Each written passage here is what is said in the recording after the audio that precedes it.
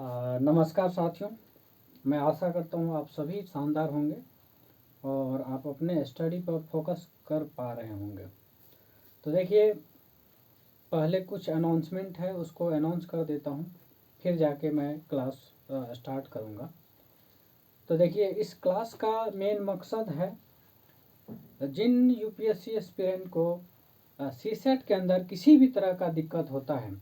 अब देखिए, आज के डेट में क्या है, यूपीएससी जिस तरीके से डायनामिज्म की तरफ बढ़ रहा है, ठीक है, उस हिसाब से बहुत सारे मैक्सिमम स्टूडेंट्स को सीसेट के अंदर दिक्कत हो जाता है। और ख़ास करके ये जीएस नहीं है। जीएस में तो चलिए ठीक है, आप पढ़ पढ़ के है ना चीज़ों को अपने अंडर ले आते हैं, पर सीसेट के अंदर जब तक अंडरस्टैंडिंग नहीं होगी, जब तक बेसिक कंसेप्ट क्लियर नहीं होगी, तब तक आपसे संभलेगा नहीं है।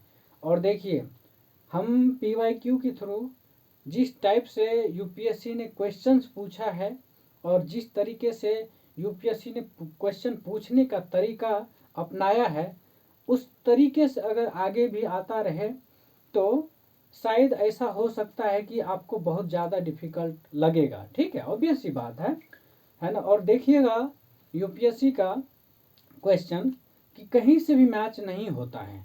आप किसी भी बुक को उठा के देख लीजिए, कहीं से कोई लेना देना नहीं है, बल्कि उसका खुद का क्वेश्चंस क्रिएट किया होता है। कहीं से कॉपी पेस्ट ऐसा कुछ नहीं है। ठीक है, तो अब ऐसे क्वेश्चन को सॉल्व करने के लिए क्या स्ट्रेटजी होना चाहिए, किस तरीके से आपको पढ़ना पड़ेगा, ये मैं पहले समझा देता हूँ। उसके बाद मैं देखिए, है ना, यहाँ जो इस क्लास के अंदर होने वाला है, ये पहले तो सारे बेसिक क्लियर करेंगे। ठीक है, बेसिक क्लियर करने के बाद हम पीवाईक्यू उठाएंगे। ठीक है, यानी कि हो सकता है टॉपिक वाइज भी हम करते चले जाएंगे। ठीक है, क्योंकि देखिए, जब तक बेसिक कंसेप्ट क्लियर नहीं होगा और आप ये भी एनालिसिस करेंगे कि पीवाईक्यू किस पैटर्न पे जा रहा है, कहाँ कहाँ से टॉपिक, किस टॉपिक से क्वेश्चंस उठा रहा है, ठीक है, तब तक आपको पता भी नहीं चलेगा। दूसरी बात, यूपीएससी एक पर्टिकुलर सेगमेंट से अगर क्वेश्चन भी उठा लेगा तो आपको हो सकता है अता पता भी ना चले। ठीक है, कुछ पता नहीं चलता है कि कहाँ से क्वेश्चन दे दिया, जबकि रहता उसी टॉपिक से, लेकिन इस तरीके से पैटर्न चेंज करके देता है, इस तरीके से डायनामिज्म की तरफ मूव करके चलता है कि है ना, किसी को पता ही नहीं चलता कि ये नंबर सिस्टम का क्वेश्चन था या फिर ये रेशियो एंड प्रोपोर्शंस का था या किसी और टॉपिक से। ठीक है, तो इसके लिए आपको बिल्कुल एनालिटिकल माइंडसेट चाहिए होगा। जब तक आप चीज़ों को इंटरलिंक करके नहीं जोड़ेंगे, तब तक आपसे ये चीज़ नहीं संभलेगा। ठीक है, और इसका सीसेट का एक खासियत बात है, खास बात ये है कि ऐसा नहीं है कि केवल आप सीसेट में आप इस चीज़ को करेंगे, बल्कि अगर आपका ये जो माइंडसेट मैं बता रहा हूँ, देखिए मेरे साथ पढ़ते पढ़ते है ना, आपका जो जिस टाइप से माइंडसेट डेवलप होना चाहिए, अगर वो डेवलप हो गया, जैसे यूपीएससी जनरली किस चीज़ पे फोकस करती है, कॉमन बेस्ड पर और लॉजिकल बेस्ड पर, और you can say analytical mindset. ठीक है, तो ऐसे अगर इस तरीके से माइंड डेवलपमेंट हो गया, माइंड मेकअप हो गया, ठीक है, तो ऑब्वियस सी बात है ये आपको कहीं न कहीं डायरेक्टली और इनडायरेक्टली जीएस में भी काफ़ी हेल्पफुल होने वाला है। नॉट ओनली जीएस, बल्कि आप अगर आईएएस बन के कल के डेट में किसी भी कैडर जाते हैं, ठीक है, तो वहाँ पर बहुत ज़्यादा हेल्पफुल होने वाला है। ठीक है, क्योंकि है ना, वहाँ पर आपको हो सकता है क्विक डिसीजन लेना पड़ सकता है, हो सकता है आपके साथ एक ही बार में मल्टीपल टाइप के डिसीजन आ जाएगा लेने को। ठीक है, या हो सकता है एक ही टाइम में बहुत सारे ऐसा इंसिडेंट्स आ जाएगा जिसको आपको टैकल करना पड़ेगा। ठीक है, और वह जीएस पढ़ने से बहुत ज़्यादा नहीं आएगा, बल्कि ये सीसेट का मकसद ही वही है कि आप किसी भी चीज़ को कितना जल्दी डिसीजन ले पाते हैं और कितना इफ़िशिएंट तरीके से ले पाते हैं, ये चीज़ है। ठीक है, तो इतनी बात क्लियर है। ठीक है, हाँ, तो अब इतना कहने के बाद आप समझ गए होंगे कि सीसेट का मकसद क्या है। अब देखिए, एक तो क्या क्या सेगमेंट है पहले समझ लीजिए। पहला सेगमेंट तो आपका मैथमेटिक्स है। मैथमेटिक्स मतलब वो नहीं कि रॉकेट्स है वो, है ना, इंजीनियरिंग मैथमेटिक्स नहीं, ठीक है। आपको एक बेसिक मैथ्स का अंडरस्टैंडिंग होना जरूरी है। और देखिए, बेसिक कहकर आपको अगर सिलेबस पता हो तो आप सिलेबस में यही दे रखा है 10th लेवल, 10th स्टैंडर्ड। लेकिन क्योंकि आप एटलीस्ट ग्रेजुएट होंगे, यूपीएससी के पेपर में अगर बैठ रहे हैं तो एटलीस्ट ग्रेजुएट ही बैठ सकता है, या कोई बैठ रहे होंगे, ठीक है। तो अब देखिए, तो उस लेवल का अंडरस्टैंडिंग भी चाहिए, ठीक है। भले ही सिलेबस 10th स्टैंडर्ड का है, लेकिन ऐसा नहीं कि 10th स्टैंडर्ड लेवल का क्वेश्चन भी पूछ दे जो आपने 10th में पढ़ा है, ठीक है। कुछ ना कुछ अलग तो होगा ना, कुछ ना कुछ अलग डिमांड करेगा यूपीएससी, और वही करता ही है, ठीक है।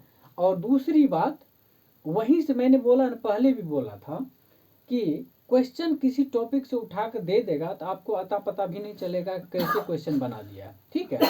जस्ट बिकॉज ऑफ आपका माइंड मेकअप और आपका एनालिटिकल कैपेसिटी चेक करना चाह रहा है, ठीक है। ये चीज आ गया तो आपको सारे क्वेश्चंस इजी लगेगा। ये मतलब ये मेरी बात आपको मानना पड़ेगा, ठीक है। ये है। अब ये चीज़ धीरे धीरे जैसे मैं क्लास कंप्लीट करूँगा, मतलब कंप्लीट सीसेट का क्लास करूँगा, तो आपको किस तरीके से ये चीज़ होना चाहिए, है ना, वो ऑटोमेटिकली आपके अंदर आ जाएगा। कहते हैं ना, जिस माहौल में आप रहते हैं, ठीक है, वैसे ही माइंड सेटअप हो जाता है, ठीक है। इसीलिए आप जैसे लोगों के साथ रहेंगे वैसा ही माइंड सेट हो जाएगा, वैसे ही माइंड का जो प्रोग्रामिंग होता है ना, उसी टाइप से आपका माइंड प्रोग्रामिंग बन जाएगा, ठीक है। और अगर जिस माहौल में रहेंगे, अगर आप एनालिटिकल माइंडसेट पर मतलब थिंकर या फिर इस टाइप से जो बिल्कुल एनालिटिकल सोचता है, ऐसे लोगों के बीच रहेंगे तो आपका भी धीरे धीरे उस इन्वायरमेंट में आपका माइंड सेटअप हो जाएगा, ठीक है। तो इसलिए हमेशा कोशिश कीजिए अच्छे लोगों के साथ रहें, अच्छे मतलब जो अच्छा सोचता हो, है ना। एक होता है ऑलराउंडर, या फिर क्या कहते हैं जिसको अनबायस्ड तरीके से सोचता है, हर चीज़ को न्यूट्रल वे में लेकर चलता है, ठीक है। क्योंकि सोसाइटी को भी देखना, हर चीज़ को देखना आपको, ठीक है। और हमेशा एक एडमिनिस्ट्रेटिव के पॉइंट ऑफ व्यू से आपको सोचना पड़ेगा, तभी जाके कहीं ना कहीं यूपीएससी के अंदर आपको एक जगह मिलेगा, ठीक है। और ये चीज़ कैसे आएगा, ये तो देखिए, इतने सारे डाइवर्स सब्जेक्ट होने का क्या रीज़न है। यही मैंने जो अभी तक समझाया ना, इसका रीज़न यही है, क्योंकि आपको सोसाइटी के अंदर भी रहना है, सोसाइटी को देखना भी, हर तरीके से, हर तरीके के लोग से आपको मिलना पड़ेगा, हर तरीके के, है ना, माहौल में जाना पड़ेगा, हर तरीके के लैंग्वेज को टैकल करना पड़ेगा, ठीक है। और उसके बाद उस सोसाइटी का आपके पास अंडरस्टैंडिंग भी होनी चाहिए। अब वो अंडरस्टैंडिंग कैसे आएगा, तो जीएस का इतने सारे पोर्शंस पढ़ते हैं, इतने सारे सेगमेंट पढ़ते हैं, तो वहाँ से आएगा, ठीक है। और उस चीज़ को सेव करने के लिए आपका सीसेट जो है ना, बहुत ज़्यादा इम्पोर्टेंट है, ठीक है। क्योंकि उस चीज़ को आप कहाँ अप्लाई करेंगे, कैसे अप्लाई करेंगे, ठीक है, वो चीज़ जीएस में तो पढ़ेंगे ही पढ़ेंगे, साथ में ये चीज़ आपको इन्हांस करने में हेल्प करेगा, ठीक है। अब कैसे होगा कि किसी भी डिसीजन को कितना जल्दी, कितना एफिशिएंट तरीके से ले सकते हैं, वो सारे यहीं से सीखने को मिलेगा। अब देखिए, सीसेट के अंदर 3 सेगमेंट, एक मैथ्स, दूसरा रीजनिंग और तीसरा इंग्लिश। इंग्लिश बोले तो कॉम्प्रहेंशन, आरसी, रीडिंग कॉम्प्रहेंशन। अब देखिए, मैथ्स का क्या मतलब है। मैथ्स का मतलब है एक आपका मैथमेटिकल लैंग्वेज, कहते हैं ना, वो चीज़ आ जाए। और है ना, कहीं पर भी जाएंगे तो हर जगह देखिए, मैथ्स का एप्लीकेशन हर जगह, हर फील्ड में है, ठीक है। इसलिए मैथ्स को कभी भी इग्नोर नहीं कर सकते हैं, ठीक है। आप कहीं दुकान भी जाएंगे तो वहाँ आपको मैथ्स दिखने को मिल जाएगा। आप कहीं सोसाइटी के अंदर जाएंगे, सेंसस करेंगे, वहाँ आपको मैथमेटिक्स दिख जाएगा, ठीक है। इसलिए इस लेवल का मैथ्स कंपलसरी है, ठीक है। इसलिए मैथ्स को कभी इग्नोर मत कीजिए। इसके पॉइंट से भी सीसैट के अंदर मैथ्स डाला हुआ है। दूसरी बात रीजनिंग। रीजनिंग क्या है, आपका लॉजिक कितना स्ट्रांग है, कितने लॉजिकली आप सोच पा रहे हैं, कितने स्ट्रांग तरीके से किसी चीज़ को डिसीजन दे पा रहे हैं, तो वो आपको रीजनिंग सिखाएगा। ठीक है। तीसरा जो इंग्लिश सेगमेंट है, आप कह सकते हैं रीडिंग कम्प्रहेंशन। तो कम्प्रहेंशन का मतलब ही होता है अंडरस्टैंडिंग। ठीक है। और वो अंडरस्टैंडिंग कैसे आएगा, वो अंडरस्टैंडिंग आपको धीरे धीरे बुक्स पढ़ने से, या फिर है ना है ना अलग अलग पेपर्स आते हैं। ठीक है। या फिर किसी चीज़ कोई भी है ना क्या कहते हैं छोटे छोटे आर्टिकल्स, या फिर कह लीजिए मैगजीन्स, या फिर जो बचपन में चिप्को को क्या क्या क्या वो चंपक वगैरह आता था, है ना, या फिर इस टाइप से आपको पढ़ने से ये चीज़ आएगा। ठीक है। तो कहने का मतलब ये है कि इससे आपकी अंडरस्टैंडिंग डेवलप होगी लैंग्वेज के प्रति भी, और एक अंडरस्टैंडिंग होती है ना कि किसी भी चीज़ को पढ़ के आपको समझ में आ रहा है या नहीं आ रहा, किसी को समझा पा रहे हैं या नहीं पा रहे हैं। ठीक है। क्योंकि देखिए इससे आपका क्या हो, केवल लैंग्वेज बूस्ट नहीं होगा, बल्कि एक अंडरस्टैंडिंग और जो कम्युनिकेशन का वे होता है ना, वो आपका डेवलप होगा। ठीक है। तो ये ज़रूरी है, क्योंकि आप सोसाइटी के अंदर जाएंगे, आपका सोसाइटी और आपके बीच तालमेल नहीं बैठेगा तो डिस्प्यूट हो जाएगा, कॉन्फ्लिक्ट हो जाएगा। ठीक है। आपको आपको किस तरीके से कम्युनिकेट करना है लोगों के साथ, वो चीज़ आरसी से ही आएगा। ठीक है। इसीलिए आरसी का मकसद ही यही होता है। ठीक है। चलिए इतना है।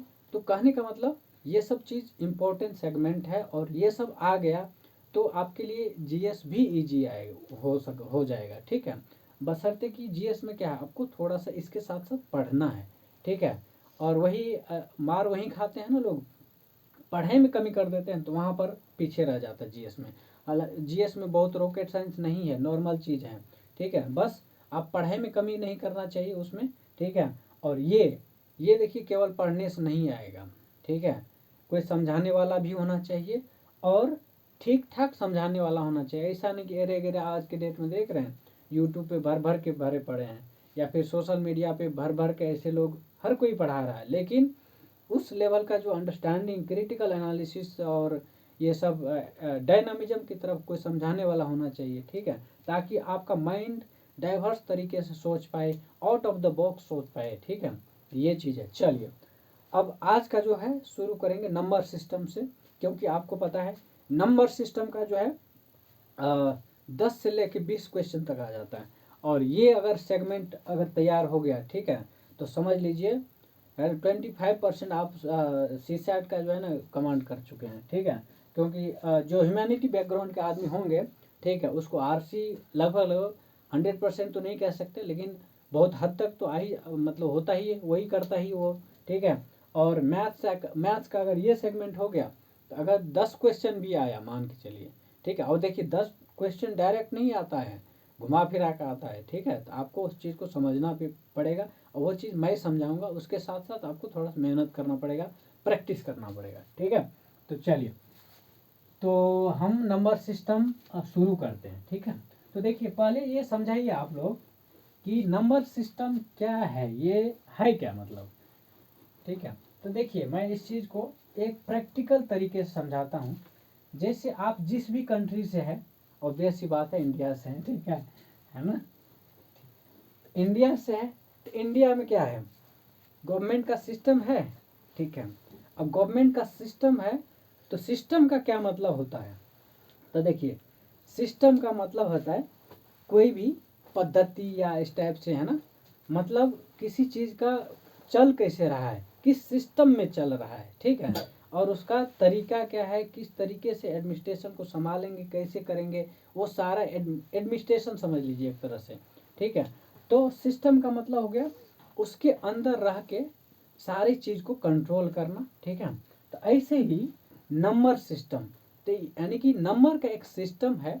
ठीक है। जिसके अंदर नंबर को कंट्रोल किया जाता है। ठीक है। क्या किया जाता है, नंबर को कंट्रोल किया जाता है।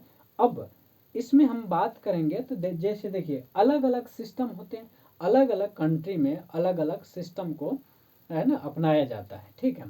जैसे इंडिया में अगर बात करेंगे, इंडिया में क्या है कि एक तो डेसिमल सिस्टम आप पढ़ते होंगे। ठीक है। तो डेसिमल नाम से ही पता चल रहा है, डेसी मतलब 10, ठीक है। तो देखिए डेसिमल सिस्टम जिसमें 10 डिजिट का यूज करते हैं, क्या करते हैं, 10 डिजिट का यूज करते हैं, डेसिमल सिस्टम। अब देखिए डेसिमल सिस्टम जिसमें 10 डिजिट का यूज करते हैं, कितने डिजिट, 10 डिजिट्स, ठीक है। अब देखिए 10 डिजिट्स क्या है, जीरो से लेके 0 1 2 3 4 5 6 7 8 9 10 सॉरी 9 तक, ठीक है। 0 से लेके 9 तक, तो 1 से लेके 9 तक 9 डिजिट और 0 इंक्लूड है तो 10 डिजिट हो गया। अब देखिए 0 से लेके 9 तक आप सोचिए, यही डिजिट यूज करके दुनिया का सारा नंबर फॉर्म हो जाता है, ठीक है। कुछ भी लिखेंगे, करोड़ अरब खरब जो भी लिखना है, ठीक है, इतने डिजिट का यूज करके सारे नंबर आप फॉर्म कर सकते हैं। क्लियर है। चलिए अब देखिए एक होता बाइनरी सिस्टम, आप कंप्यूटर यूज करते हैं, ठीक है। अब कंप्यूटर यूज करते हैं, क्या आपका लैंग्वेज कंप्यूटर नहीं समझ रहा है तो कैसे कैसे काम करता है, काम ऐसे करता है, तो पहले क्या करेगा, आपके लैंग्वेज को कंप्यूटर अपने लैंग्वेज में कन्वर्ट कर लेता है, इंटरप्रेट कर लेता है, और इसमें चलता है बाइनरी सिस्टम। तो बाइनरी सिस्टम में बाई का मतलब क्या होता है, टू, बाई का मतलब टू होता है, ठीक है। यानी कि 2 डिजिट का यूज होगा इसमें। क्लियर है। कितने डिजिट्स, 2 डिजिट्स। ये क्या है, 0 एंड 1, ठीक है, 0 एंड 1, ठीक है। फिर हम कन्वर्जन भी समझाएंगे बाद में, ठीक है, कैसे डेसिमल से है ना बाइनरी में कन्वर्ट करते हैं, बाइनरी को डेसिमल में कैसे कन्वर्ट करते हैं। फिर टर्नरी सिस्टम भी होता है, ऑक्टल सिस्टम होता है, हेक्साडेसिमल सिस्टम होता है, ठीक है। तो एक एक करके हम कर देते हैं, ठीक है। हालांकि बहुत सारे सेगमेंट पे यूपीएससी क्वेश्चन नहीं पूछता है, जो जिस पर क्वेश्चन अराइज होता है उसको डिटेल में कर लेंगे, लेकिन एक ओवरव्यू होना चाहिए आपके पास, हर चीज़ का जानकारी थोड़े थोड़े होना चाहिए, लेकिन जिस जहाँ से क्वेश्चन बनेगा हम ऑलरेडी उस चीज़ को कवर कर देंगे, ठीक है। तो टेंशन लेने की ज़रूरत नहीं है, ठीक है। हाँ, तो बाइनरी सिस्टम, तो बाइनरी सिस्टम में 2 डिजिट 0 और 1। उसके बाद टर्नरी सिस्टम, टर्नरी सिस्टम, ठीक है। तो देखिए टर्नरी सिस्टम में क्या होता है, 3 डिजिट की यूज होता है, कितने, 3 डिजिट। ये क्या है, 0 1 2 ये है, ठीक है। उसके बाद ऑक्टल सिस्टम, ठीक है, ऑक्टल सिस्टम, ठीक है। तो ऑक्टल सिस्टम 8 डिजिट, कितने डिजिट, 8 डिजिट, 8 डिजिट है। और इसमें क्या क्या है, 0 से लेके 7 तक, 0 से लेके 7 तक, ठीक है। फिर hexadecimal, hexadecimal system, hexadecimal system, इसमें 16 डिजिट का यूज होता है। अब देखिए इसमें 16 डिजिट का यूज होता है, और ये है 0 से लेके कहाँ तक, 0 से लेके 9 तक तो होता ही है। उसके बाद ये 10 हो गया, और A B C D E F तक, कहाँ तक, एफ तक, ठीक है। तो कहने का मतलब 0 से लेकर 9 तक हो गया, फिर एफ तक इंक्लूड होता है। क्लियर है। हालांकि ये सब नहीं पूछेगा, ठीक है, एक मतलब ओवरव्यू के लिए बता दे रहा हूँ, ठीक है। चलिए ये क्लियर है। अब देखिए टाइप्स ऑफ नंबर, यानी समझिए नंबर कैसे कैसे इसका फॉर्मेशन हुआ, कैसे कैसे नंबर का डिवीजन हुआ, वो चीज़ समझिए, ठीक है। हाँ, अब देखिए पूरे नंबर को, ठीक है, पूरे नंबर को आप 2 टाइप्स में डिवाइड कर सकते हैं, ठीक है। देखिए पूरे नंबर को 2 टाइप्स में डिवाइड कर सकते हैं, ठीक है। एक है इमेजिनरी नंबर, इमेजिनरी नंबर, दूसरा है, ठीक है, रियल नंबर, ठीक है।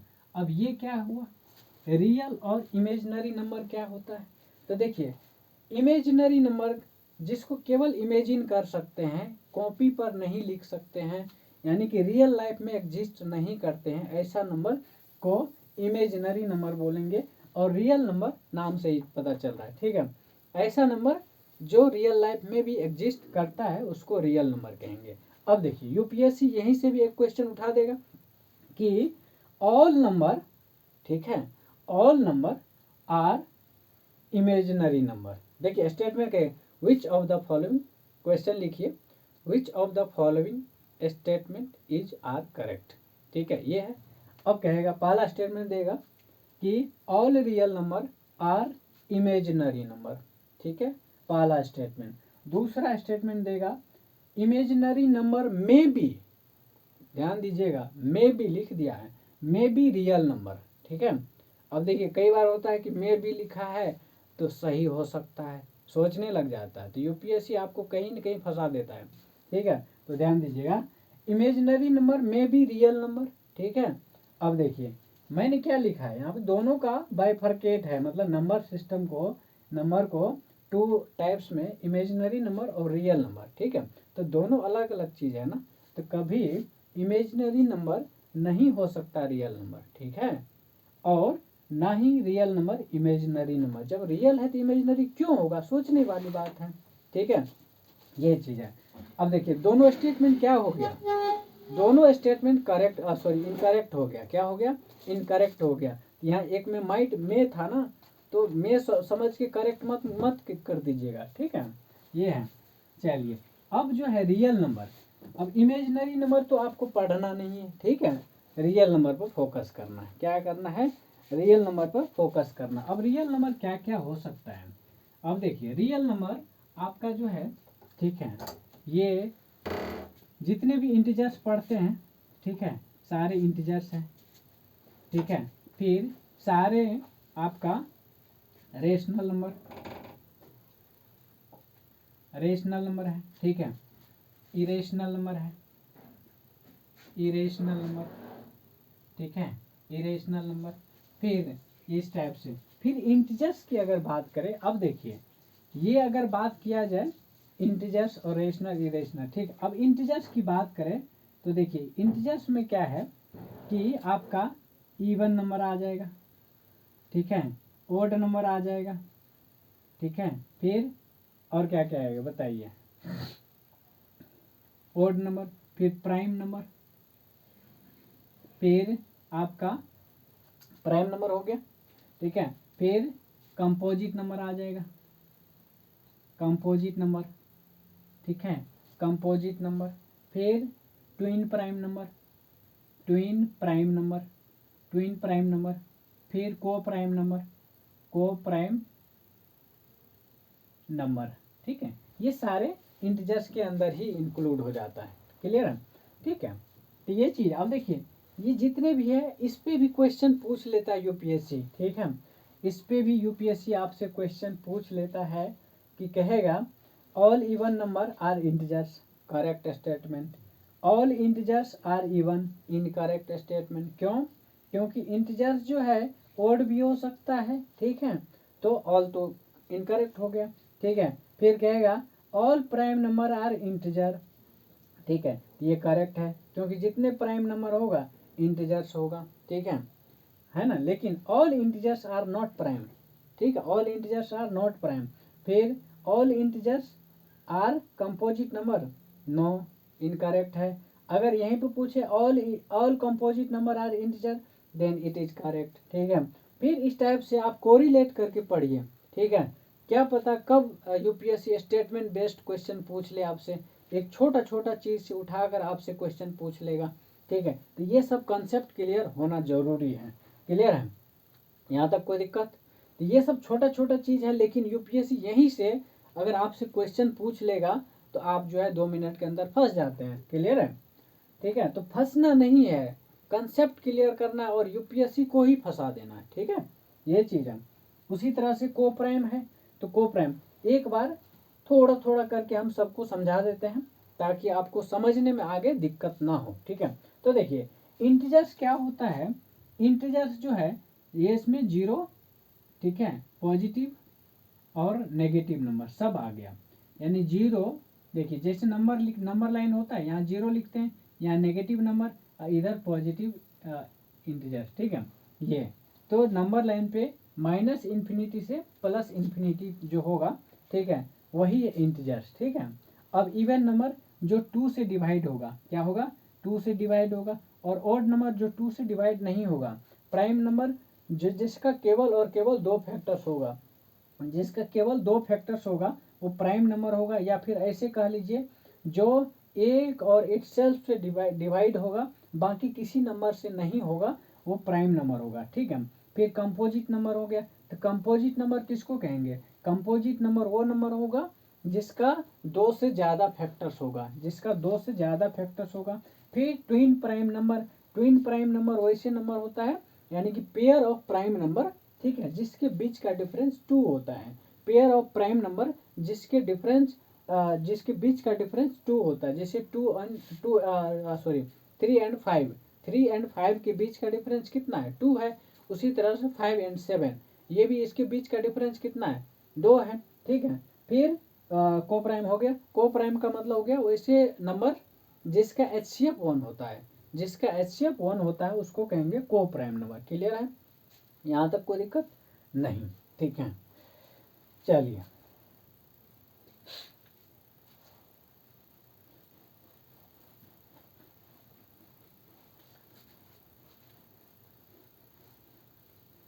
अब देखिए, यहाँ समझिएगा।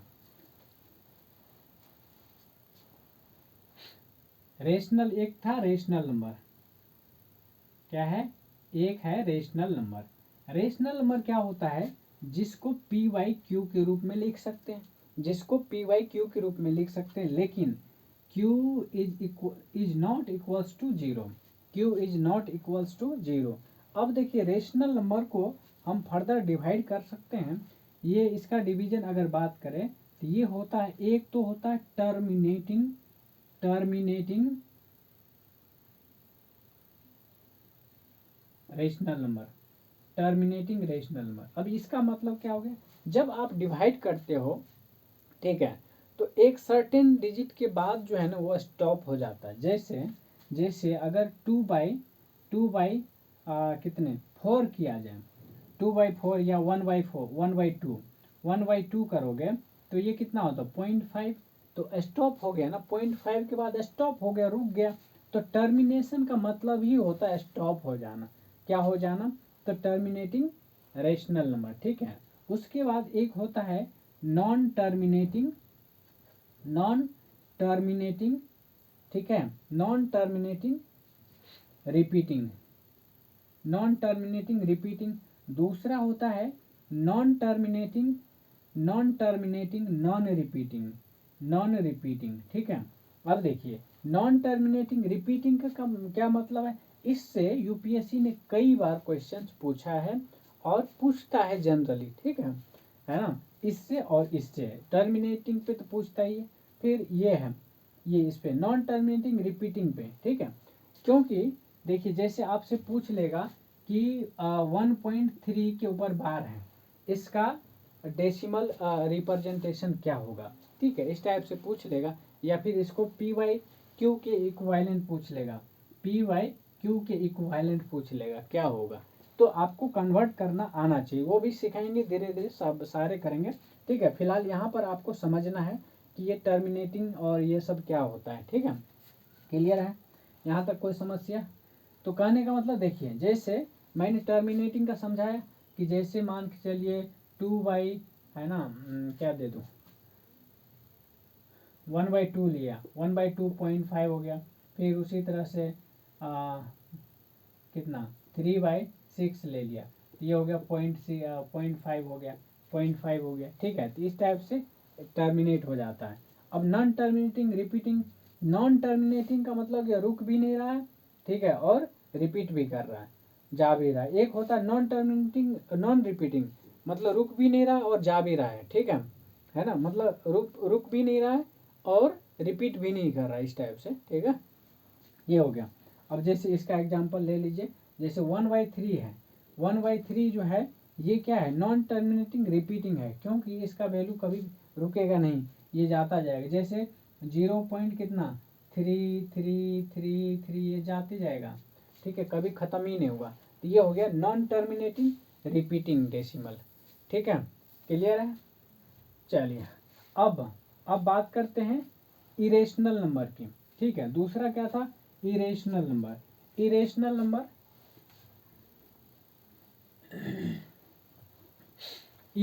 नंबर क्या है?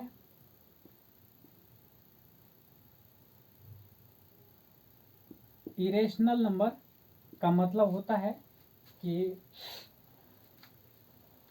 इरेशनल नंबर का मतलब है कि जिसको पी बाई क्यू के रूप में नहीं लिख सकते हैं, पी बाई क्यू के रूप में नहीं लिख सकते। तो जैसे देखिए, जैसे मान के चलिए √2 है, √2 है, √3 है, √5 है, यानी नॉन स्क्वायर रूट, क्या बोलते हैं, परफेक्ट स्क्वायर रूट नहीं होगा तो वो सारे नंबर क्या होगा, इरेशनल नंबर हो जाएगा। ठीक है, रूट के अंदर। ठीक है, तो ये है इरेशनल नंबर। ठीक है, यहाँ तक कोई दिक्कत? ठीक है। अब देखिए, अब एक क्वेश्चन लेते हैं, ठीक है, और आपको उसको सॉल्व करना है। ठीक है, क्वेश्चन लिखिए।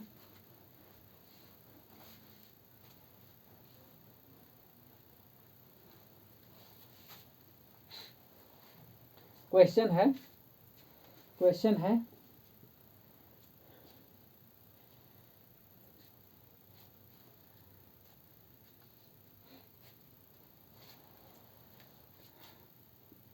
which of the following which of the following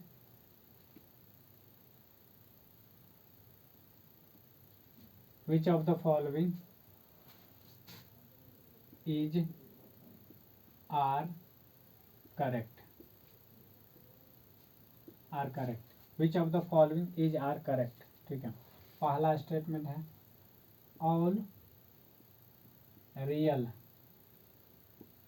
number, all real number are, all real number are integer.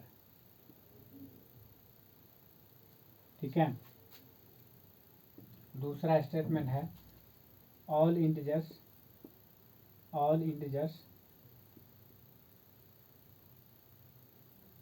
Can be, all integers can be real number. तीसरा लिखिए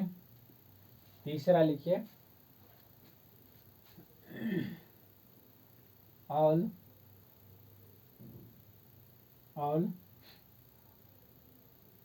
इंटीजर्स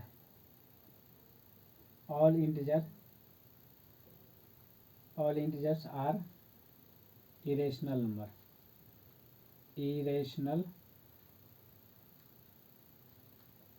इरेशनल नंबर। ठीक है, इसके आधार पे दे देगा आपसे इस टाइप से, only one option correct, only one option correct, A. B में देगा only two option are correct, और सी में दे देगा only three option are correct. ठीक है, और डी में दे देगा no one is correct, no one is correct. ठीक है, तो बताइए कौन सा है ना, no one is correct. All real number are integer, all real number are integer होगा, all real number are integer. तो ऑल रियल नंबर इंटीजर्स थोड़े होता है, रियल के अंदर रेशनल भी आता है। ठीक है, रेशनल में फ्रैक्शन भी आ जाता है, तो ये तो हो गया इनकरेक्ट, गलत हो गया।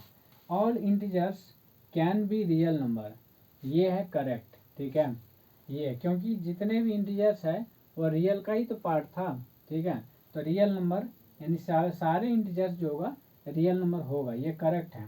फिर all integers are irrational number, क्या है, इरेशनल नंबर। अब देखिए all integers are irrational number, इसका मतलब क्या होता है, ऑल इंटीजर्स आर इरेशनल। देखो ऑल इंटीजर्स लिखा है, आर इरेशनल को आप क्या लिखेंगे, तो कभी भी ऑल इंटीजर्स इरेशनल होगा क्या, इसका पॉइंट में ही आएगा ना। ठीक है, तो कहने का मतलब इंटीजर्स और इरेशनल नहीं, ये भी गलत हो गया। क्या हो गया, तो only one option is correct, only on ये वाला करेक्ट, यानी कि ऑप्शन ए इज करेक्ट। ठीक है, इस टाइप से है। चलिए, इतना क्लियर है। अब बात करते हैं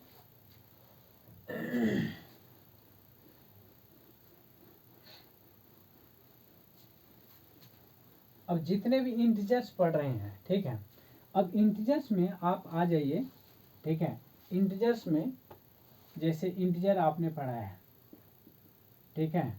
इंटीजर्स जो है इसके अंदर नेचुरल नंबर भी आता है, ठीक है, नेचुरल नंबर, फिर आता है आपका होल नंबर, ठीक है, होल नंबर, ठीक है। तो नेचुरल नंबर क्या होता है, अब देखिए यहाँ समझना जरूरी है, यहाँ से यूपीएससी क्वेश्चंस पूछता है, ठीक है, यहाँ से यूपीएससी कई क्वेश्चन पूछा है। तो नेचुरल नंबर पहले समझना है क्या होता है। द नेचुरल नंबर का मतलब हो गया काउंटिंग नंबर, क्या हो गया, काउंटिंग नंबर। काउंटिंग नंबर को नेचुरल नंबर कहा जाता है, ठीक है। स्टार्टिंग फ्रॉम कहाँ से, स्टार्टिंग फ्रॉम 1, ठीक है। फिर ये नेचुरल नंबर क्या है ना, नंबर ऑफ नेचुरल नंबर कितने हैं, नंबर ऑफ नेचुरल नंबर ये जो है इनफाइनाइट है, कितने हैं, number of natural number infinite है। अगर होल नंबर की बात करें तो ये है काउंटिंग नंबर, ठीक है, यानी काउंटिंग नंबर इंक्लूडिंग जीरो, मतलब जीरो से शुरू होगा, काउंटिंग नंबर इंक्लूडिंग जीरो, इसको कहेंगे होल नंबर, क्या कहेंगे, होल नंबर, ठीक है। यानी जीरो से लेके 0 1 2 3 अप टू इन्फिनिटी, ये कहाँ से शुरू होगा, ये 1 से शुरू, 1 2 3 अप टू इन्फिनिटी, ये हो गया नेचुरल नंबर, ये हो गया क्या है, काउंटिंग नंबर, ठीक है। तो काउंटिंग और नेचुरल नंबर और होल नंबर में डिफरेंस पता चल गया, natural number and whole number में पता चल गया, ठीक है। अब बात करते हैं किसकी, अब इससे क्वेश्चन आता है, ठीक है, तो ये चीज आपको समझना जरूरी है, ठीक है। अब बात कर लेते हैं नेचुरल नंबर, जैसे ये क्या है कि मान के चलिए सम ऑफ नेचुरल नंबर पूछे, क्या है, सम ऑफ नेचुरल नंबर, ठीक है ना, जैसे सम ऑफ नेचुरल नंबर, ठीक है, सम ऑफ नेचुरल नंबर, तो ये क्या है, या फिर सम ऑफ इवन नंबर, या फिर सम ऑफ ओड नंबर, या फिर सम ऑफ मल्टीपल्स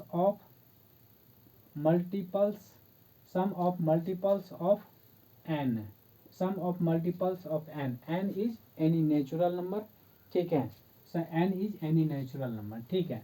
अब देखिए ये जितने पढ़ रहे हैं ना, मैं एक बेसिक चीज बताता हूँ एंड आपको फॉर्मूला रटने की जरूरत नहीं होने दूंगा, ठीक है, इतना मैं गारंटी के साथ बोल सकता हूँ, ठीक है। बस मेरे साथ बने रहिए, ठीक है, और एक टाइम आएगा जिसमें आपको कॉन्फिडेंस फील होगा, ठीक है, पूरे मार्केट घूम लीजिए एंड एक प्रॉपर मॉड्यूल में, फिक्स मॉड्यूल में आपको पढ़ा के निकल जाता है आदमी, लेकिन आपको समझ नहीं आता, समझ डेवलप नहीं होता है, फिर जो जिसको हम बार बार रिपीट करते हैं ना, कॉमन सेंस, लॉजिक एंड वो चीज़ नहीं आ पाता, बच्चे फंस जाते हैं, एग्जाम में जाते ही दिमाग ब्लैंक हो जाता है, ठीक है।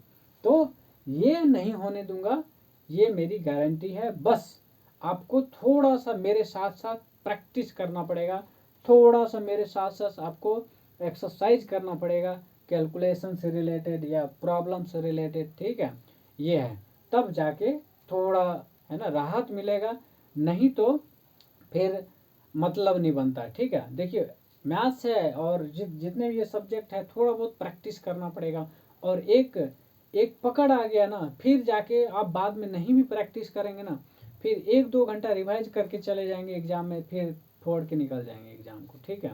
यही खासियत होता है मैथमेटिक्स का, ठीक है।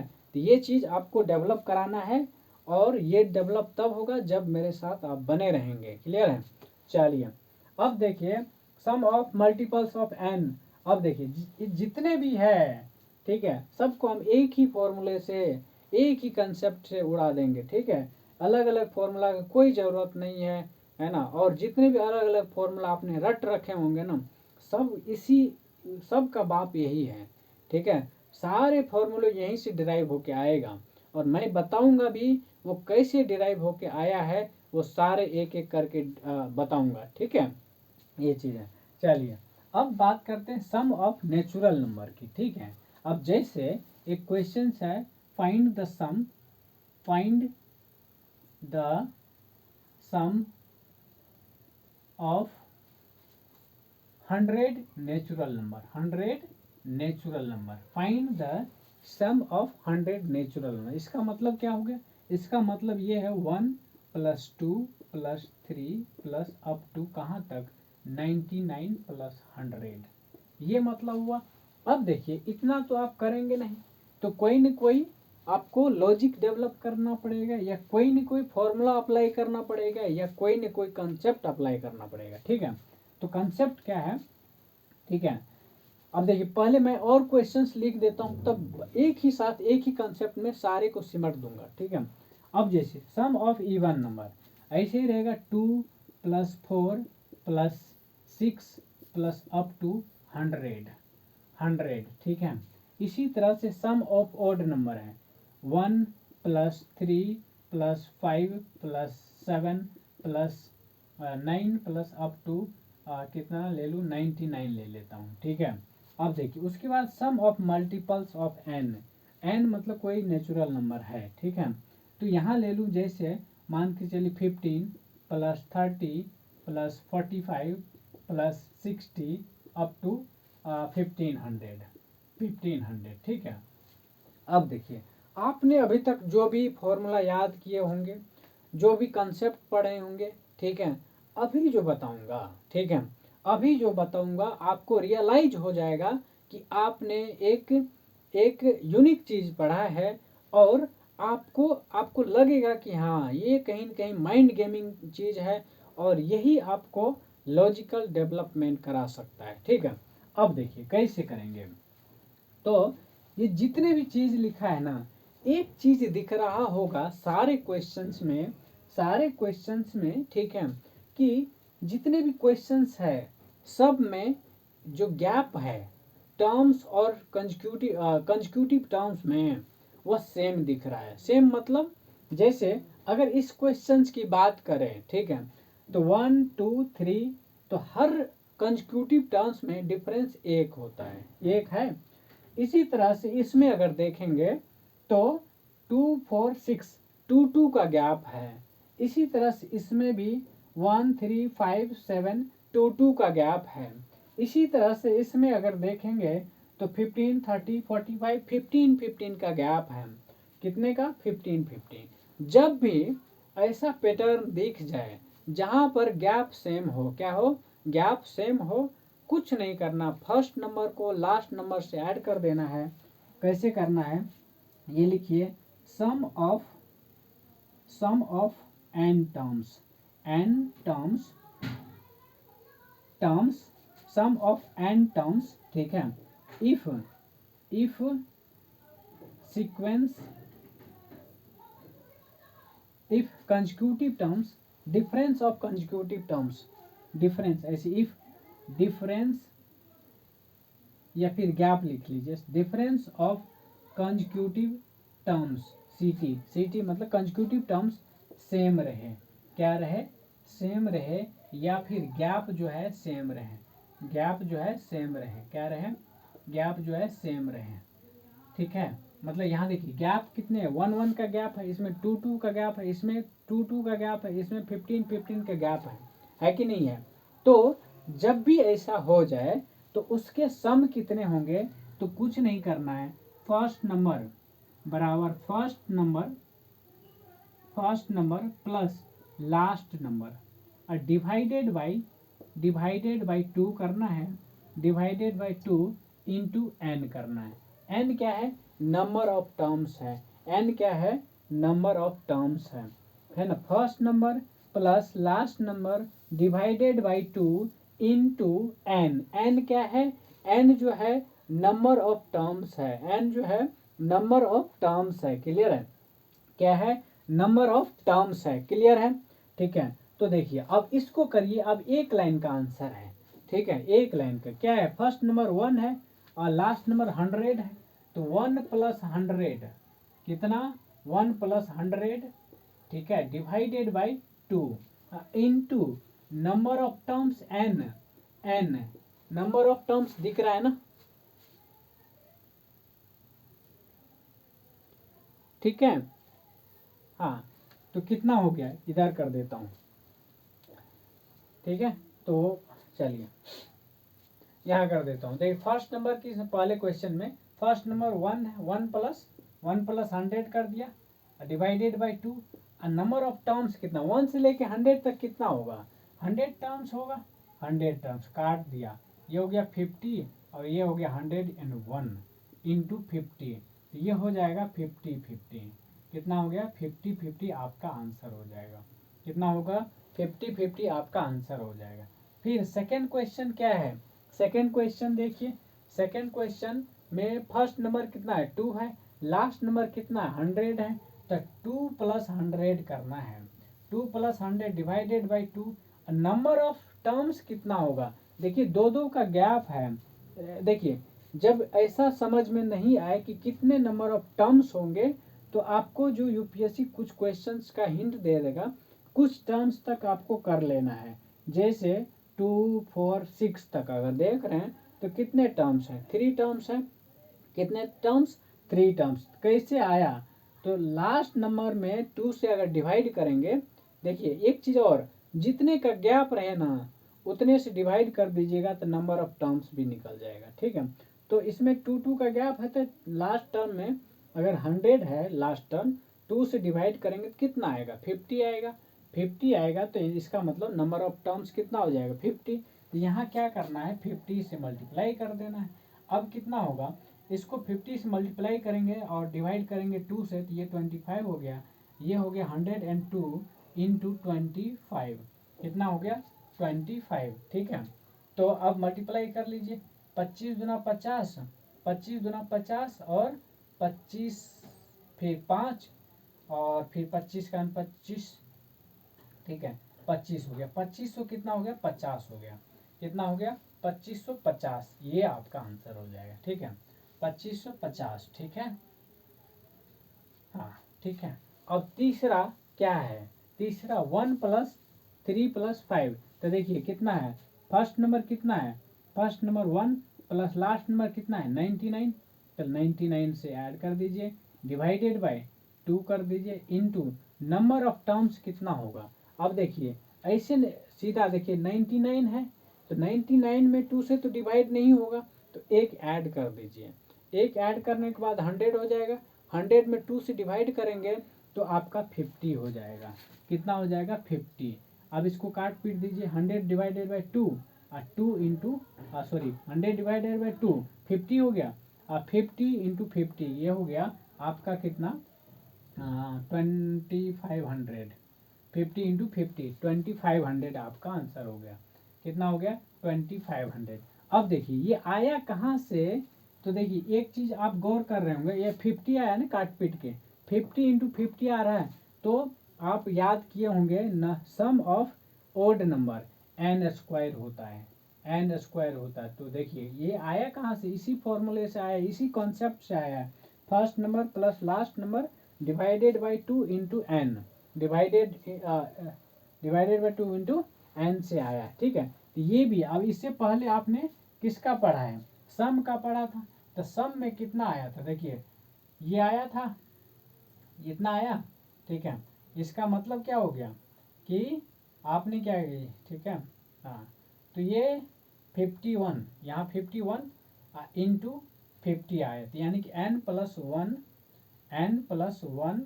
1 इंटू एन, ये सम ऑफ किसका है इवन नंबर का, सम ऑफ इवन नंबर का n इंटू n + 1, ठीक है, सम ऑफ इवन नंबर, ठीक है। ये आया कहाँ से, इसी एक फॉर्मूले से आ रहे सारे, ठीक है। चलिए अब थर्ड क्वेश्चन देखिए,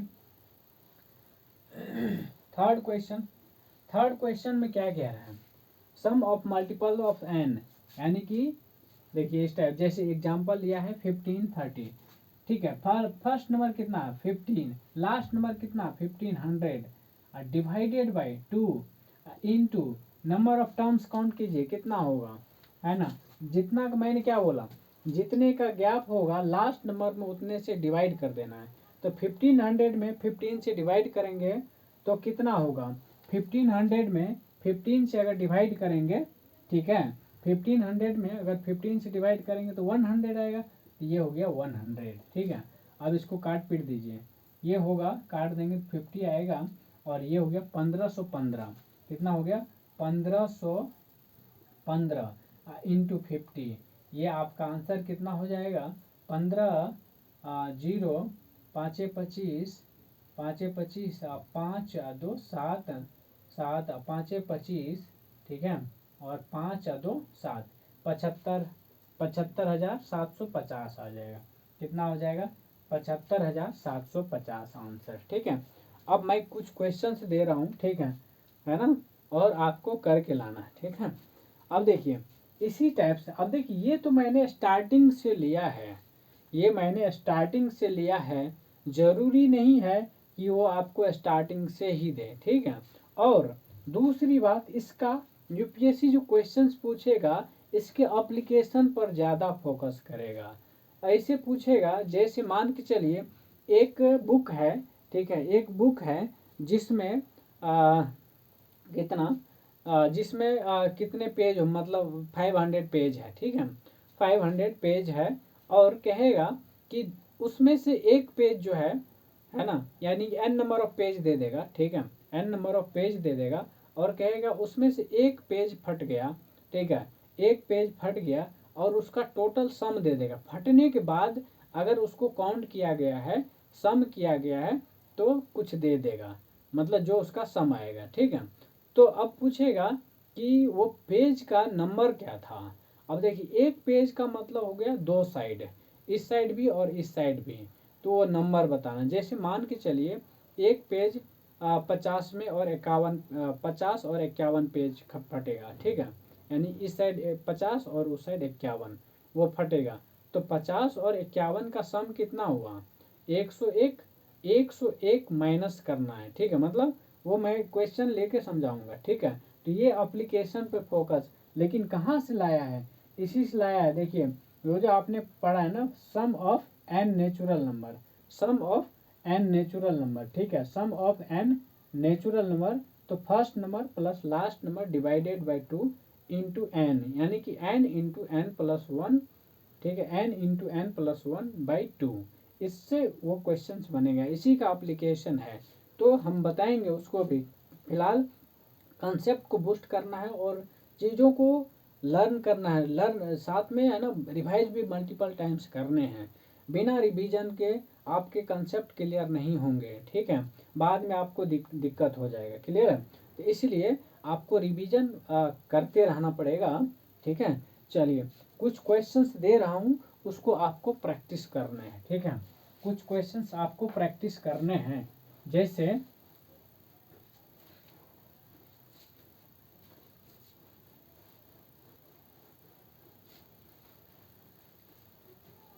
जैसे क्वेश्चन है, फाइंड द सम। अभी नॉर्मल क्वेश्चन पूछ रहा हूँ ताकि आपको समझ में आ जाए, समझ में आ जाए, कंसेप्ट बिल्ड हो जाए, ठीक है।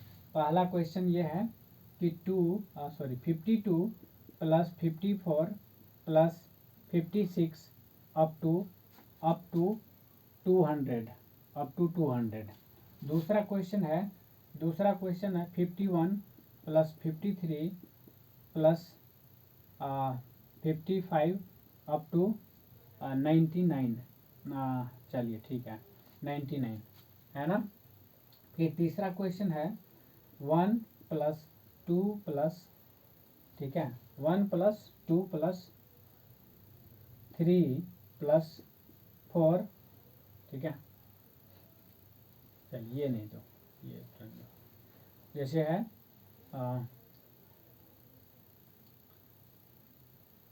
101 प्लस 111 110 कर दीजिए, ठीक है, 110 plus 103 plus 112 plus 105 plus 105 plus 114 plus dash dash dash, ठीक है, डैश डैश डैश 100, फिर यहाँ लिखिए 201 प्लस प्लस यहाँ तक करना है, 201 तक करना है, ठीक है। लास्ट टर्म जो है 201 तक जाएगा, ठीक है। ये अब देखिए इसमें थोड़ा सा दिमाग लगाना पड़ेगा, ठीक है। चलिए अब देखिए यहाँ मैं एक हिंट दे देता हूँ।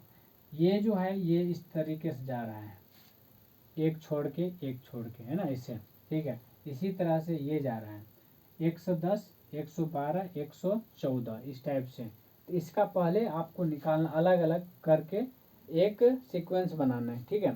दोनों को अलग करके फिर सम करना है, ठीक है। दोनों का सम करके ऐड कर देना है, ठीक है। ये हिंट है, क्लियर है। चलिए तीसरा क्वेश्चन, चौथा क्वेश्चन लिखिए। चौथा क्वेश्चन कि चौथा क्वेश्चन ऐसे है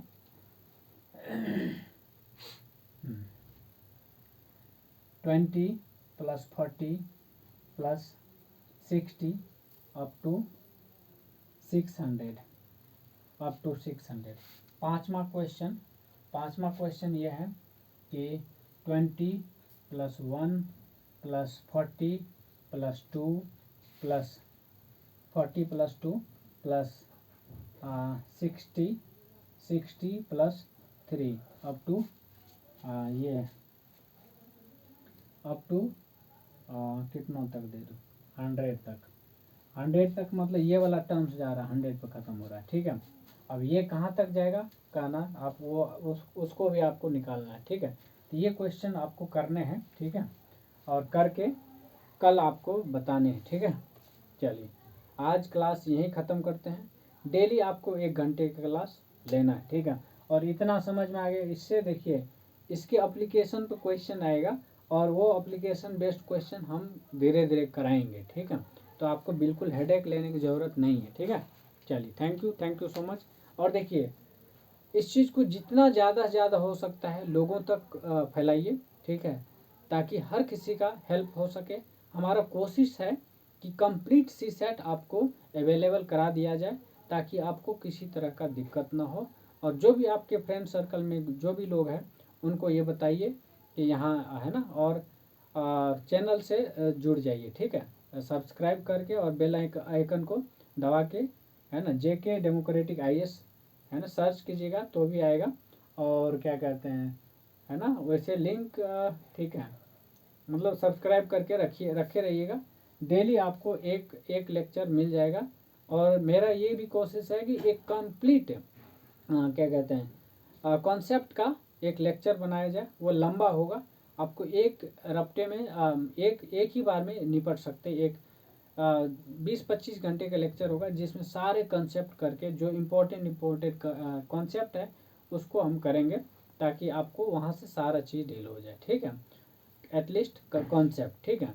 और दूसरी बात, दूसरे वीडियो जो लंबा वीडियो होगा उसमें सारे PYQ मतलब UPSC का और उसके इर्द गिर्द जो भी टॉपिक्स बन सकता है उसको भी कवर करने की कोशिश करेंगे, क्लियर है।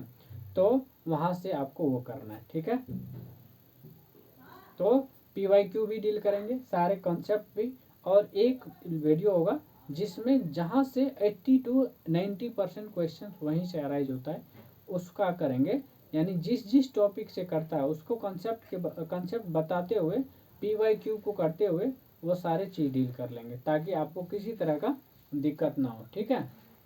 चलिए आज यहीं रहने देते हैं। Thank you so much. और शेयर कर दीजिए बच्चे धूम के, ठीक है।